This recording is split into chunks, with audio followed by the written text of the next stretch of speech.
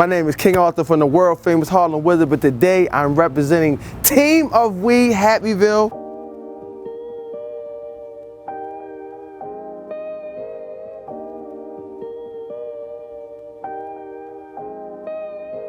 Non-profit organization, we're just trying to uplift people and inspire them to be the best they can be through agape love and just pushing them to work on themselves on all levels, mentally, physically, spiritually, and emotionally.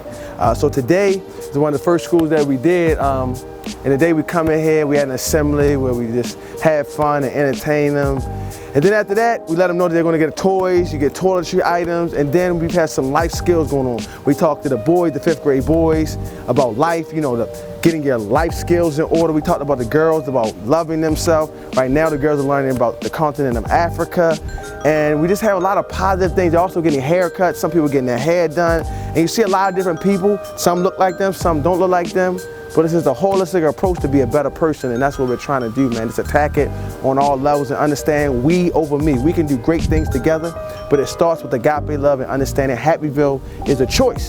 The mindset to say, I'm taking control of my happiness, and it's not based on money, cars, clothes, social status, or how you look on the outside. It's from within, and it's positive. It's not a negative behavior. I want to feel it. And we get up at the Don't knock it down. There we go. Hey, I want to touch it. All right, one turn. Come on.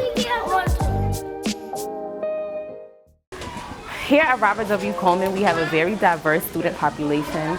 Our students face so much adversity out here in the world. Some of our students are homeless. Some of our students move around from place to place. Some of our students have no structure at home. So it's very important when they are here, they are in a structured environment. We're teaching them that education is the key to the future. I'm an African history teacher, I'm a journalist, and I'm also a children's playwright. And what we wanted to come here today and reinforce is that at this moment in history, where 8,000 children drop out of school in the United States of America every day, that's 3.5 million children a year, what we want to reinforce is that the social sciences are just as crucial as the natural sciences are, because the social sciences deal with critical thinking. And based on what we've endured as African people, both in the diaspora and on our mother continent, critical thinking is part of our decolonization process. And for us, it starts in the classroom. And at every phase of our struggle for liberation and human dignity, our education was crucial. Brown versus Board education was the anchor of what we dealt with here.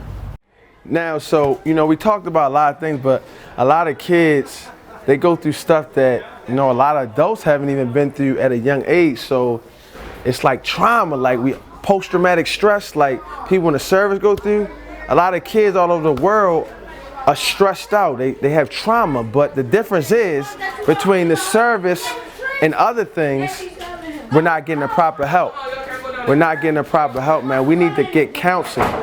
A lot of people shun counseling in our community, but at the end of the day, we all need counseling. We all need help, and we have to learn how to talk to people about our problems in a positive way. So when you see a dead body at 10 years old or 11 years old, what does that do to your psyche? Or when you get accustomed to say, oh, I'm used to seeing dead bodies, or you're used to seeing violence, or you're used to seeing people being mean and nasty, that saps the true essence of a human being. Because at the end of the day, we're naturally loving, we're caring, we're happy, we're joyful. But life just keeps chipping away. So when you look in your environment, your community, and if it's dirty, if it's nasty, and people not working together, it attacks this and it takes your heart, it makes you hard. And then you become hard and you talk to people a certain way. You deal with people a certain way. You're vindictive, you're violent, you're forgiving. But then you meet somebody from the same environment that made a choice to say, you know what, I'm gonna be nice. I'm gonna work hard, I'm gonna spread love, I'm gonna forgive, and I'm gonna leave, but I'm gonna come back and change the community. So it's a mindset, but it's tough when you're exposed to so much anger and hate and violence. So we gotta change our exposure, but ask somebody this question, wherever you at. Have you ever been in jail? You know somebody that's been in jail? You know anybody that's been killed? And have you ever seen a dead body?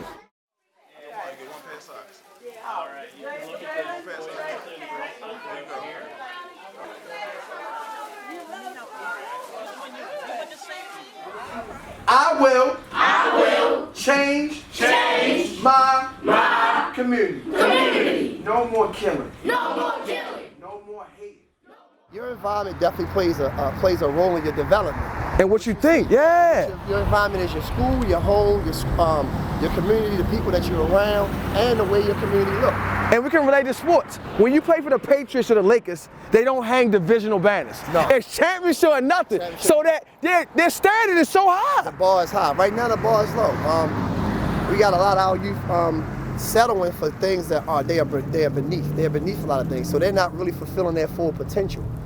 Social media is a big issue. Social media is a tool that can be helpful in developing you. Because you know social media right now and just technology is the new wave. It is definitely. If you use the good. If you use it for the good, but a lot of times it's being used for bad.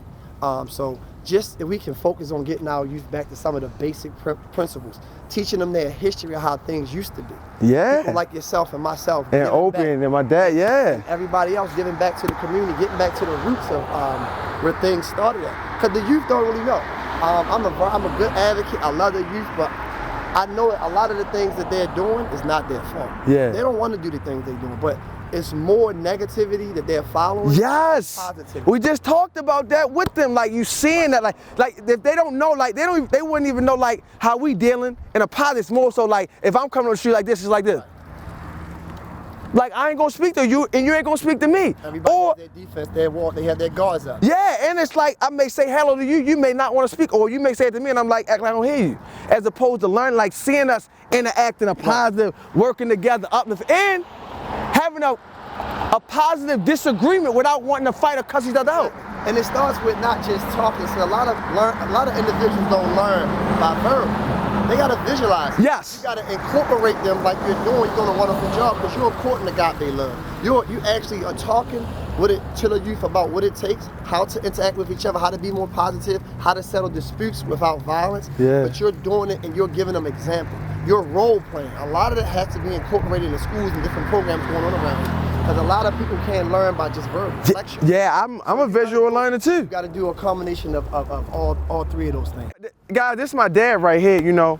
This is my dad.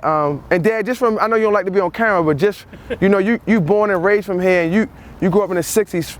Now, from your perspective, what you think has changed in the city? Like, I don't know, when you growing up, everybody would play outside and it was a village mentality. You could check somebody's behavior. Like tell us about that era, man. Like, people don't know that era. There was a time when everybody in the neighborhood knew you, knew your mother, knew your father. If you messed up, they treated you like you were their own. So, you know, if you got in trouble with one, you wound up when you got home, you got in trouble again.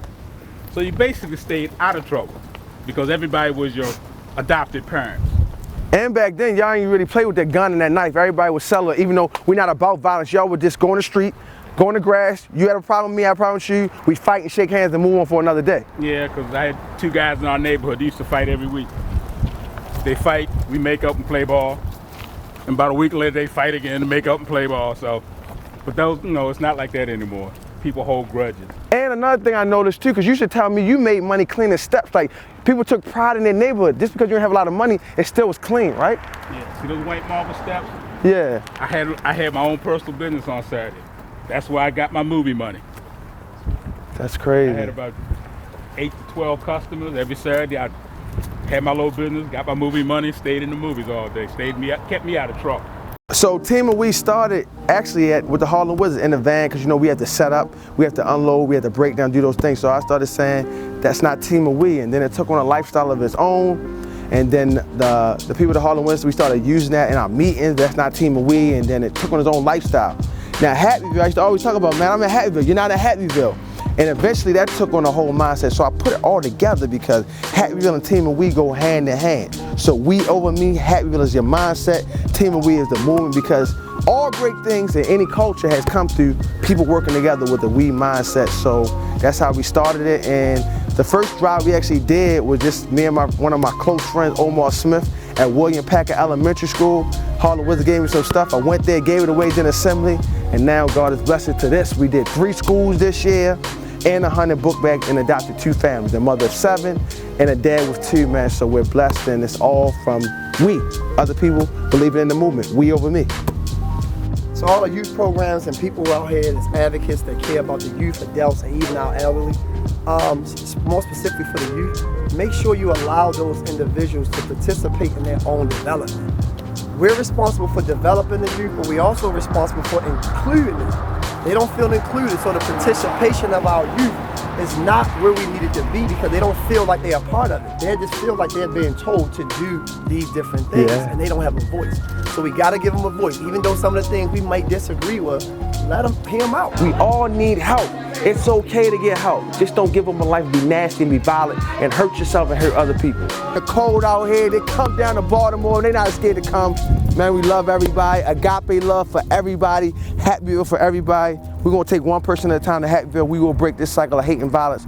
Anybody that wants to help us out. Help us buy the block and turn it into Happyville. Do it for good. I know somebody out there got that bread.